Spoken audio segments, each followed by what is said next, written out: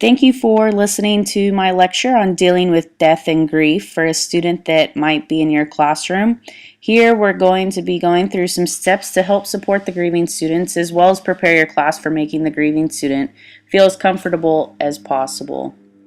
The first step you can do is talk with the grieving student before they return. Ask the student what they want the class to know about the death, memorial, etc. If possible, have one faculty member call the family prior to the student's return to school so that you can let them know you're thinking of her and want to make the return to school as supportive as possible. The second thing you can do is talk to your class about how grief affects people and encourage them to share how they feel. One way to do this is to discuss what other types of losses or deaths the students in your class have experienced and what helped them cope. The third thing you can do is discuss how difficult it may be for their classmate to return to school and how they may be of help.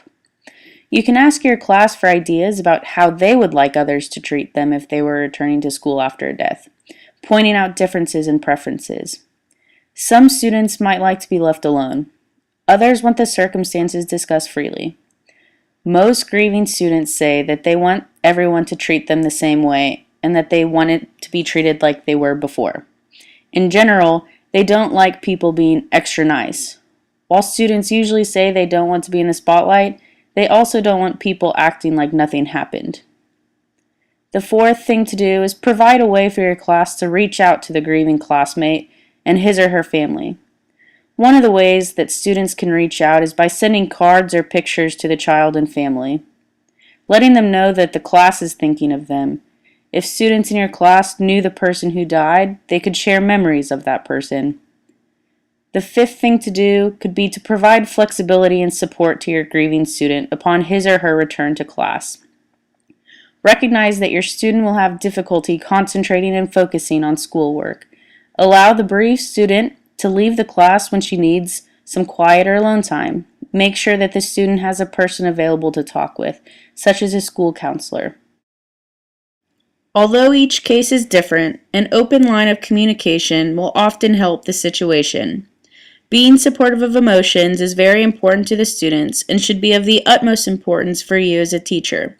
In our attached discussion post link, please answer the question about how you'd want to handle a grieving student in your classroom.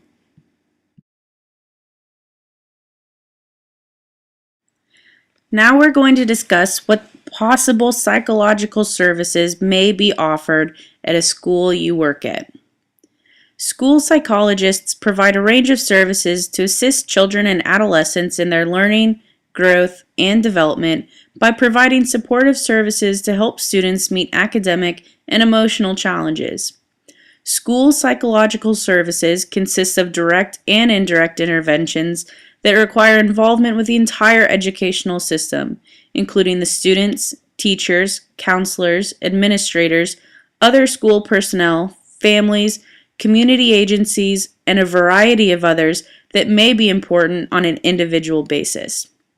School psychologists tailor their services to the particular needs of each child or adolescent and each situation. Some of the core services of a school psychologist include consultation, assessment, intervention, education, and prevention.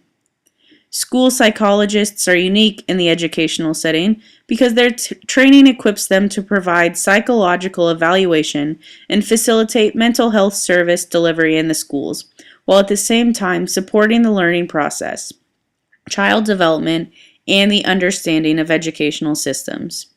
School psychologists serve as a vital part of the student services team and works closely in conjunction with school counselors, nurses, and administrators in the delivery of services to address the educational, emotional, and social and career needs of students and families. The primary intent of the provision of school psychological services is to promote mental and physical wellness and facilitate learning of students. School psychologists are in a strong position to help support the attainment of the goals outlined in the strategic plan. The overall goal of the Psychological Services Program is to increase student capacity to overcome academic, personal, and social problems that could hinder their attainment of educational success and a satisfying, productive life. In addition to the discussion post that you have answered regarding grief, please answer an additional question on that post about what psychological services you believe should be implemented into a school's system.